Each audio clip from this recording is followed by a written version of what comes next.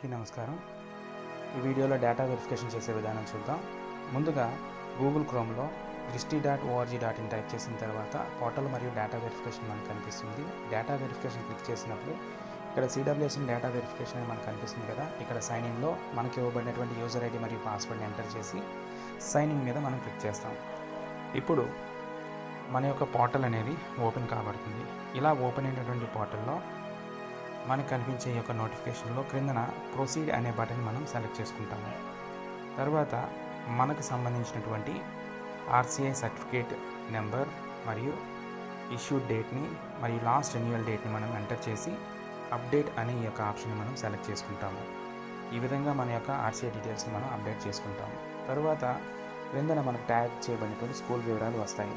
వీటిలో మనం వర్క్ చేస్తున్నటువంటి స్కూల్ని మనం సెలెక్ట్ చేసుకొని క్రిందన మై వర్కింగ్ స్కూల్ని సెలెక్ట్ చేసి దాని మీద క్లిక్ చేసినప్పుడు మన పాఠశాలలో ఉన్నటువంటి యూడేస్ ప్రకారము ఎవరినైతే మనం CWSNగా చూపించామో వారి యొక్క వివరాలు క్రింద మనకి కనిపిస్తాయి.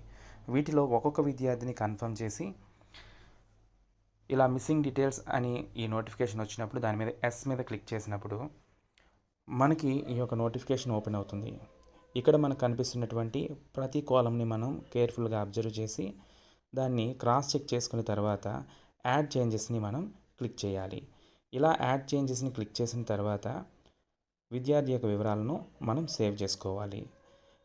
ఒకవేళ మనం ఎవరినైనా విద్యార్థి యొక్క వివరాలను కన్ఫర్మ్ చేసేటప్పుడు అక్కడ మిస్సింగ్ డీటెయిల్స్ కనిపించకపోయినా దాన్ని సెలెక్ట్ చేసుకున్నప్పుడు ఎడిట్ డీటెయిల్స్ అని మనకు కనిపిస్తుంది.